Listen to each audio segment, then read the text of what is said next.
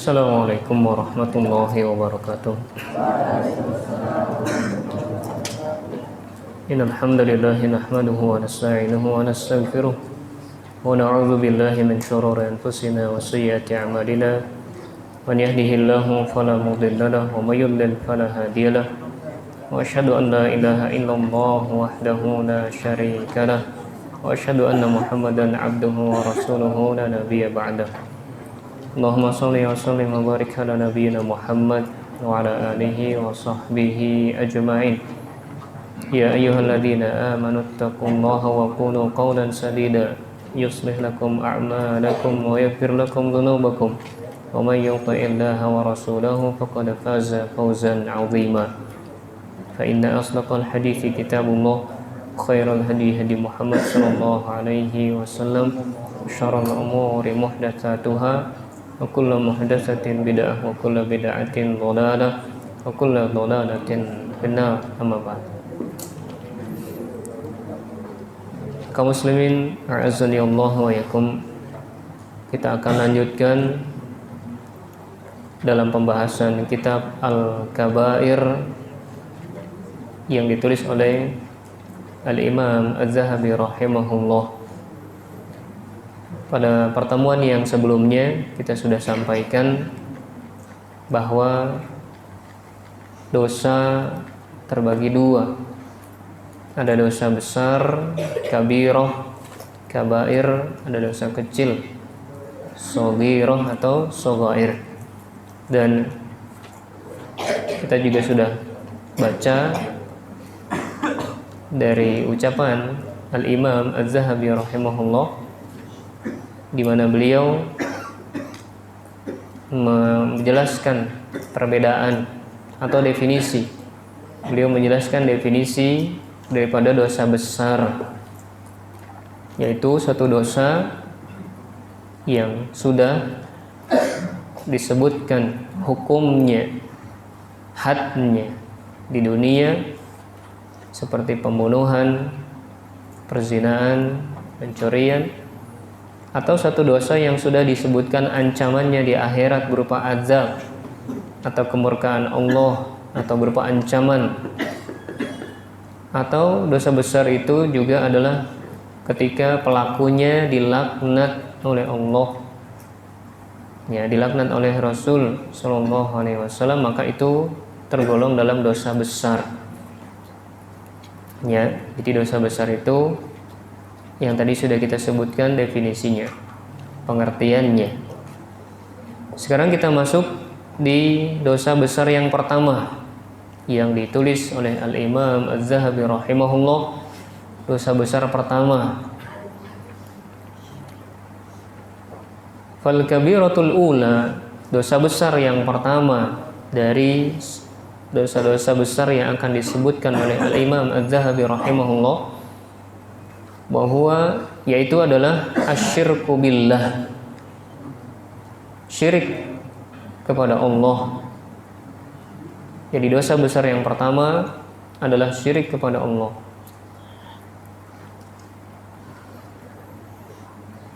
Wa huwa an taj'ala lillahi niddan wa huwa khalaqaka, yaitu seseorang menjadikan tandingan, seseorang menjadikan tandingan bagi Allah, padahal Allah yang menciptakannya. Dia membuat tandingan, ya, bagi Allah, padahal Allah yang menciptakannya. Wa ta'budu ma'ahu ghairahu,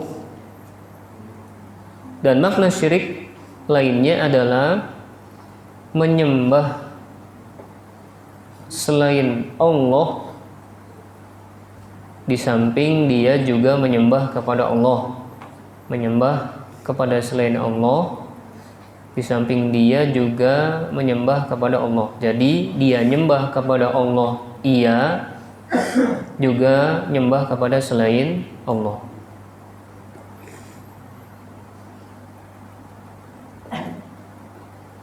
Ini adalah ya bentuk daripada kesyirikan atau definisi daripada syirik.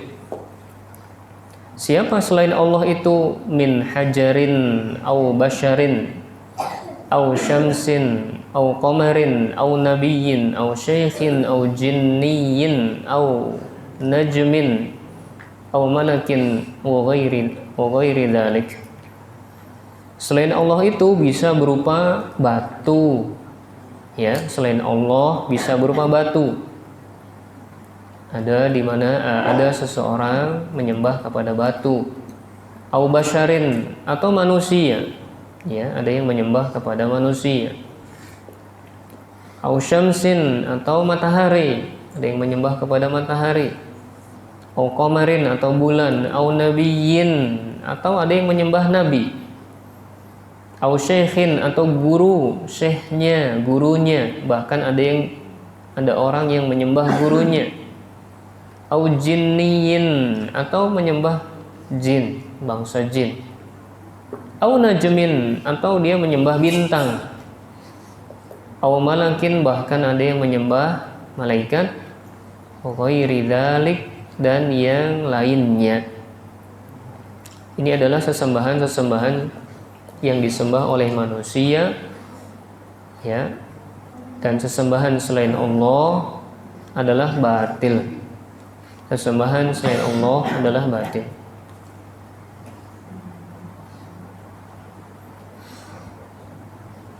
Baik, ini tentang definisi ya perbuatan syirik, yaitu membuat tandingan bagi Allah atau dia menyembah kepada Allah juga menyembah kepada selain Allah.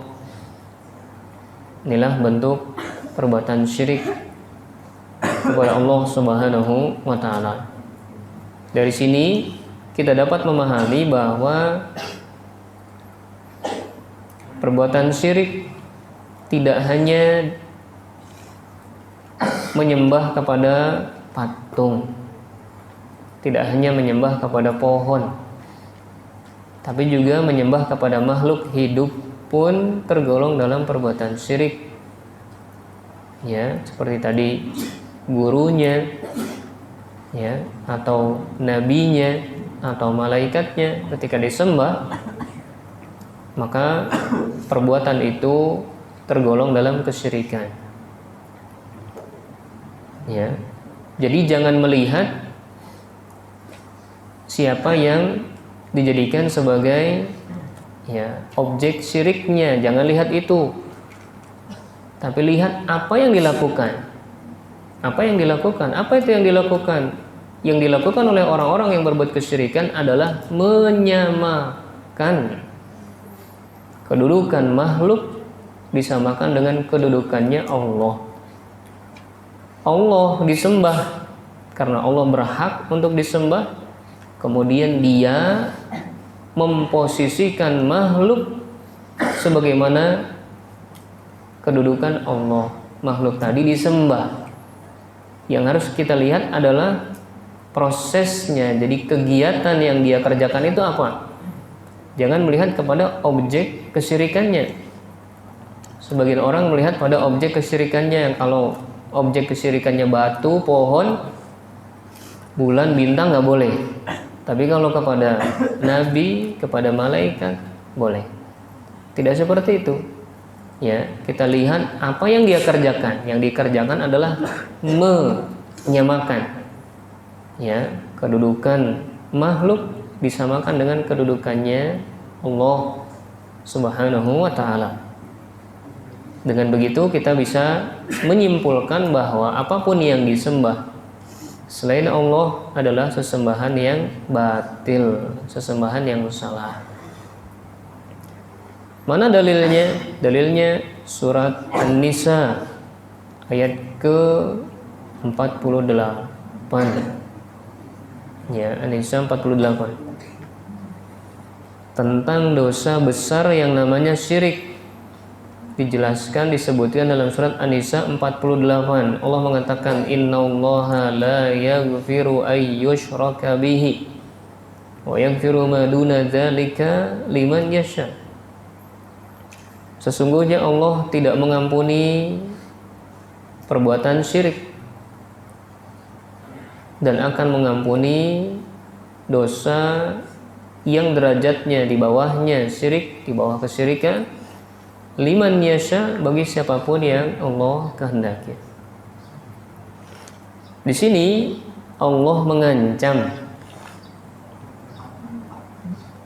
perbuatan syirik, diancam oleh Allah tidak mendapat apa? Ampunan. Allah tidak ampuni dosa syirik. Memang ada apa ketika seseorang tidak mendapat ampunan? Artinya kalau seseorang tidak mendapat ampunan, dia masih punya dosa. Kalau dia tidak diampuni oleh Allah, artinya dia masih punya dosa. Sedangkan kata Nabi SAW, tidak akan masuk surga seseorang yang di dalam hatinya masih ada dosa kesombongan, meskipun sebesar zarroh. Zarroh itu apa? Semut hitam kecil. Ya, itulah zarroh. Semut hitam yang paling kecil itulah zarroh. Walaupun ada penafsiran lain, zarroh itu ya seperti debu, ya, debu yang berterbangan. Kalau kita berada di ruangan tertutup, kemudian tiba-tiba ada cahaya masuk, kemudian ada yang berterbangan. Kita lihat ada yang berterbangan, ada yang mengatakan itu zarroh. Tapi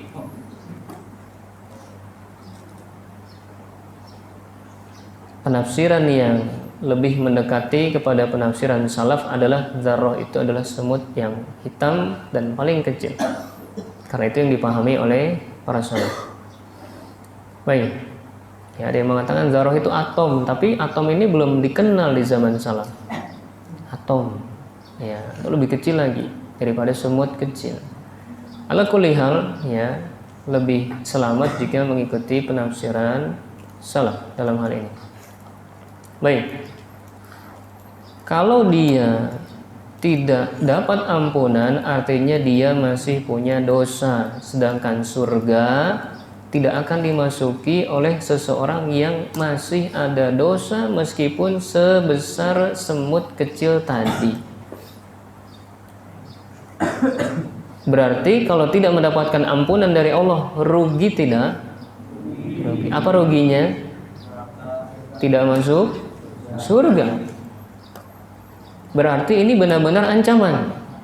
Ketika Allah mengatakan tidak akan mengampuni dosa syirik, ini ancaman. Walaupun lafadznya, ayatnya tidak ancaman, ya, ayatnya tidak berbunyi wahai orang-orang beriman, hati-hati perbuatan syirik. Nggak gitu bunyinya, hanya mengabarkan. Allah mengabarkan sesungguhnya Allah tidak mengampuni dosa syirik. Tapi pengabaran ini sifatnya adalah ancaman. Ya, tidak diampuni berarti tidak selamat. Di akhirat akan masuk neraka. Jadi bahaya dosa syirik. Bagaimana dengan dosa yang kedudukannya di bawah syirik? Maka Allah akan ampuni. Untuk siapa? Liman yasha, bagi yang Allah kehendaki. Bagaimana dengan orang-orang yang dosanya bukan dosa syirik, tapi dia tidak Allah kehendaki untuk diampuni? Apa yang terjadi pada dia? Nanti di akhirat masuk ke dalam neraka, dibersihkan dari dosa-dosanya, kemudian dimasukkan ke surga. Kenapa dia masuk surga? Karena dia masih ada iman. Ya, seorang mukmin yang meninggal dunia masih membawa dosa dan ternyata dosanya belum terhapus semuanya, belum diampuni oleh Allah, ya, maka nanti dia akan berada di bawah kehendak Allah. Benar, orang mukmin yang berbuat dosa meninggal masih membawa dosa dan belum bertobat darinya, maka di akhirat dia dikembalikan kepada kehendak Allah. Kehendak Allah ini ada dua kemungkinan. Kemungkinan pertama diampuni, kemudian masuk ke dalam surga. Kemungkinan kedua dia disiksa dulu di neraka sampai bersih dosanya, baru kemudian dia masuk ke surga. Nah, dari sini ya, kita bukan berarti meremehkan dosa. Ya, Ustadz, nggak apa-apalah saya mah, yang penting saya nggak syirik. Nggak apa-apa, saya mah dosa yang lain-lain, yang penting saya mah nggak syirik. Kenapa memang? Kan kalau dosa syirik nggak diampuni sama Allah. Terus kalau dosa selain syirik bagaimana? Kan diampuni sama Allah. Nggak gitu ya. Lihat ayatnya, Allah akan ampuni dosa yang derajatnya di bawah syirik bagi yang Allah kehendaki. Pertanyaannya, apakah kita termasuk yang Allah kehendaki atau bukan? Itu pertanyaannya. Kalau kita bisa pastikan kita adalah termasuk yang dikehendaki oleh Allah, dosa-dosa kita akan diampuni, mungkin saja. Tapi masalahnya hal ini tidak kita ketahui. Makanya jangan meremehkan dosa. Ya, karena dosa itu berpotensi memasukkan seseorang ke dalam neraka. Ya, dosa. Ya, tidaklah seseorang masuk ke dalam neraka kecuali dosa. Sebabnya dosa. Makanya sebisa mungkin jauhi diri kita dari perbuatan dosa, dan kalaupun berbuat dosa segera taubat kepada Allah. Baik, ayat kedua. Surat Al-Maidah ayat ke-72. Allah katakan, innahu man yushrik billah faqad harramallahu alaihil jannah wa ma'wahun nar. Sesungguhnya siapapun yang berbuat syirik kepada Allah, maka Allah haramkan surga atasnya dan tempat kembalinya adalah neraka. Kalau ini jelas ya, jelas nih. Nah, ini udah bunyi surga dan neraka ini jadi jelas. Ada ancaman di sini, bunyinya jelas. Siapa-siapa yang berbuat syirik kepada Allah, surga haram, dilarang masuk ke dalam surga. Terus kemana? Ya ke neraka. Ya, ke neraka. Jadi tempat kembali manusia di akhirat cuma dua. Apa itu? Kalau tidak surga berarti ya ke neraka. Tempat kembali akhirnya ya, akhir kembali mereka cuma dua. Kalau tidak surga ya neraka. Ya. Nah, jadi demikian. Dan tidak ada di antara kita yang sanggup sebenarnya untuk berada di neraka. Nggak ada yang sanggup sebenarnya. Kalau merenungkan, tidak ada yang sanggup. Ya, susah untuk hidup di neraka itu susah. Tidak ada kenikmatan sama sekali. Baik, berikutnya ayat dalam surat Luqman ayat ke-13. Allah mengatakan, ya, menyebutkan kisahnya Luqman, inna syirka la zulmun adzim. Sesungguhnya perbuatan syirik termasuk kezaliman yang besar. Ya. Perbuatan syirik zalim yang paling zalim. Ya, zalim yang paling zalim, nomor satu dari derajat kezaliman adalah perbuatan syirik. Ya, perbuatan syirik. Wal ayatu fi dzalika katsirah, dan ayat-ayat yang menyebutkan tentang bahaya syirik sangat banyak. Ya, sangat banyak ayat-ayatnya. Di sini beliau tidak menyebutkan semuanya. Baik. Dan kemudian di sini beliau mengatakan, faman asyraka billahi ta'ala tsumma mata musyrikan fahuwa min ashabin nari qat'an, kama anna man amana billahi wa mata mu'minan fahuwa min ashabil jannati wa in uzziba. Ya. siapa yang menyekutukan Allah kemudian meninggal dalam kondisi berbuat syirik, meninggal belum tobat dari perbuatan syiriknya, maka dia termasuk penghuni neraka. Ya. Berbuat syirik kepada Allah kemudian meninggal dalam kondisi seperti itu belum tobat, maka termasuk penghuni neraka. Ya.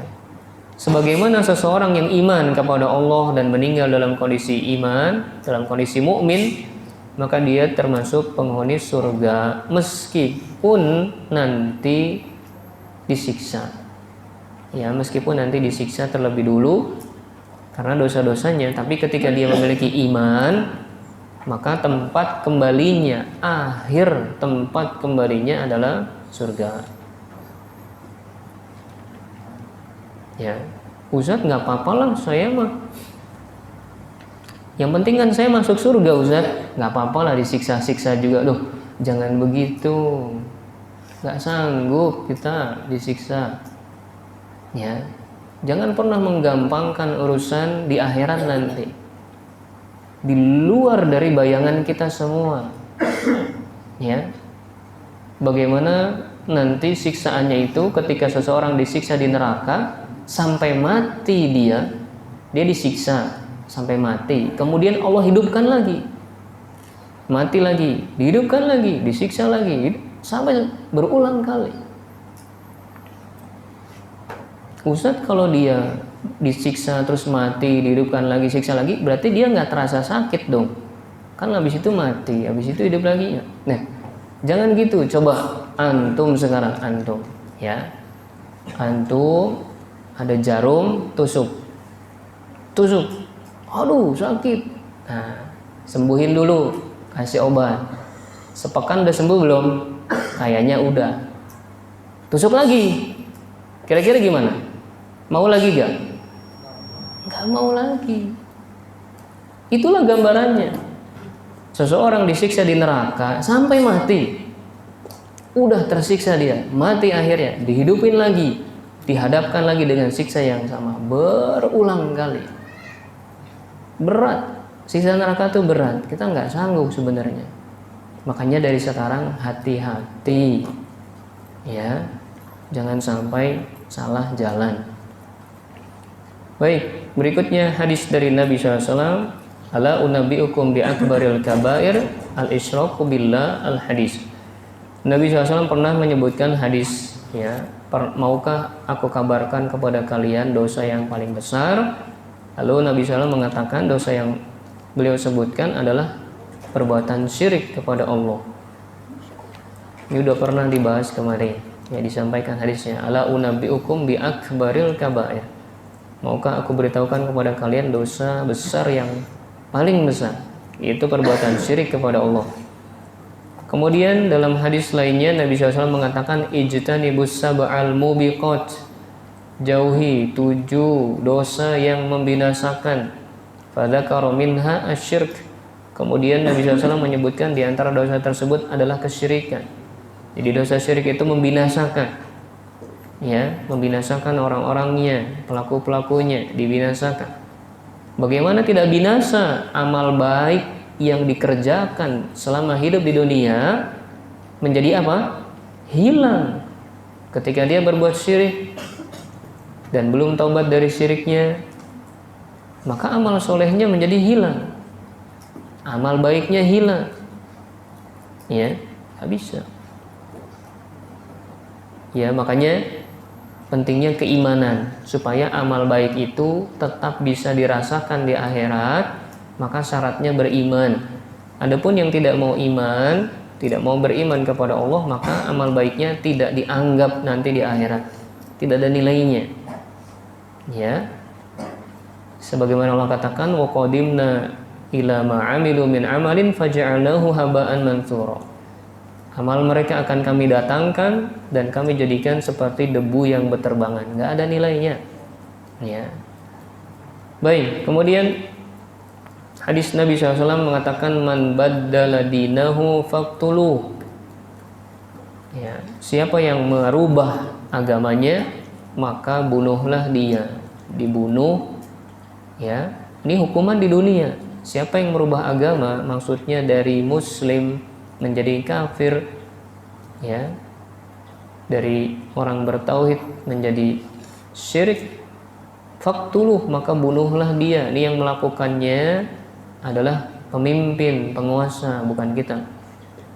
Ya, pemimpin, penguasa yang punya tugas ini menegakkan hukum ini adalah penguasa. Tapi di sini disebutkan bahwa orang-orang yang merubah agamanya, tadinya bertauhid menjadi syirik, maka diancam untuk dibunuh.